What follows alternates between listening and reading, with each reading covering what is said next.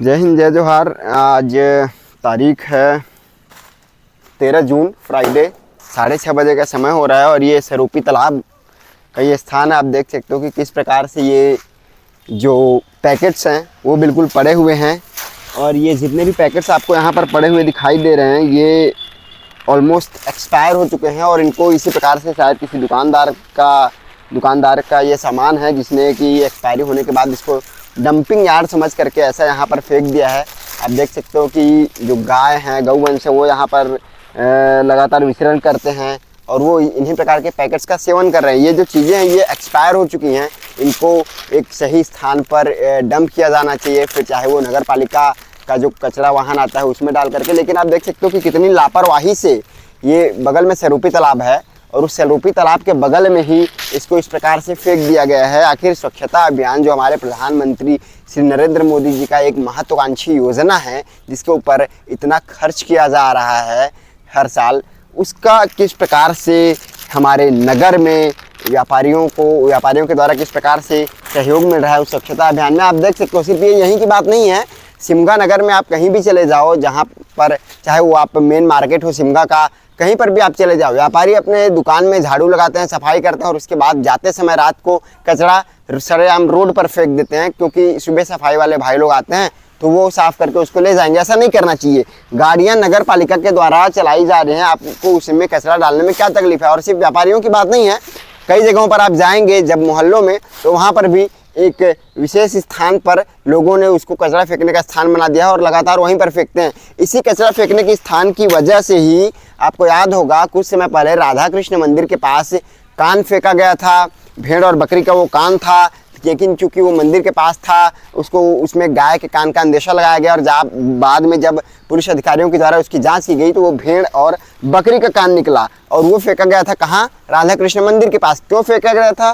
क्योंकि वहाँ पर लगातार मोहल्ले वासियों के द्वारा कचरा फेंका जाता है, जिसकी वजह से वो कान भी वहीं पर उस कचरे के स्थान पर फेंक दिया गया। और एक बड़ी घटना इस पर हो सकती थी, बड़ा ये सेंसिटिव मामला हो सकता था।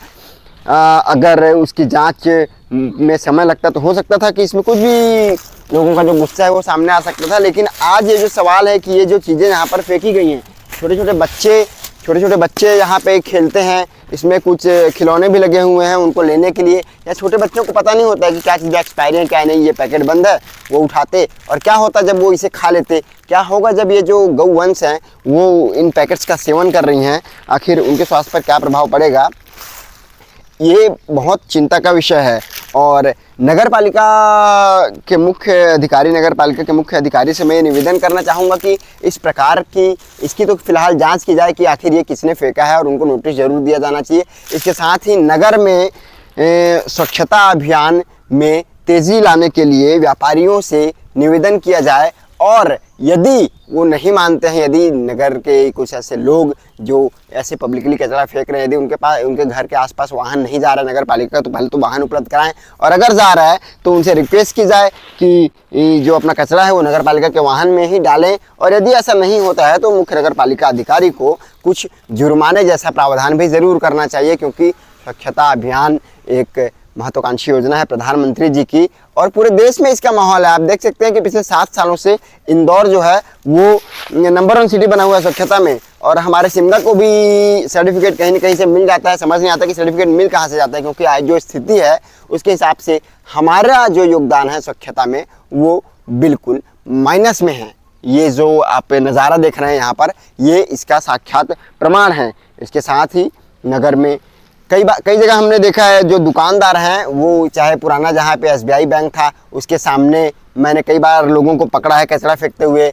आप चाहे नगर से जब बाहर जाएं नया बस स्टैंड के बाहर तो वहाँ पर कई दुकानदार, होटल वाले और कई ऐसे ठेले वाले जो दुकानदार हैं वो वहाँ पर रात को जा करके चुपचाप कचरा फेंकते हुए नज़र आते हैं। आखिर इससे संदेश क्या जाएगा? मान लीजिए कोई बाहरी व्यक्ति आता है, कोई मेहमान आता है हमारे नगर का और वो अगर इस प्रकार की स्थिति देखेगा तो आखिर हम उसके नज़र में हमारे नगर की कैसी छवि बनेगी। बगल में तालाब है, आप देख सकते हो, ये जो कचरा है वो तालाब में जाएगा।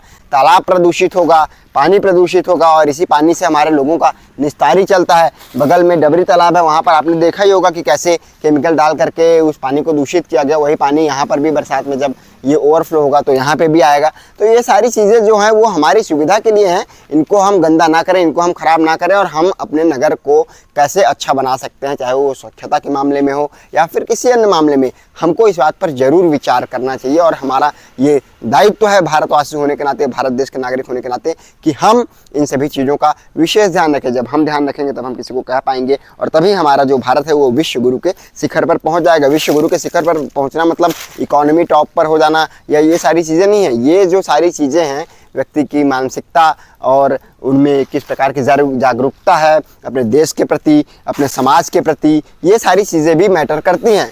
तो मुझे पूरी आशा है कि आप लोग इस चीज़ का विशेष ध्यान रखेंगे, खासकर स्वच्छता के विषय में। ये जो घटना है इसको मुख्य नगर पालिका अधिकारी ज़रूर ध्यान दें और इसके साथ ही अन्य जो विषय हैं उस पर भी ज़रूर ध्यान दिया जाए। आप सभी स्वच्छता में सहयोग करें, गाड़ियों में कचरा डालें। यदि गाड़ी नहीं जाती है आपके मोहल्ले में, आपके आसपास, तो नगर पालिका को सूचित करें, हमें सूचित करें।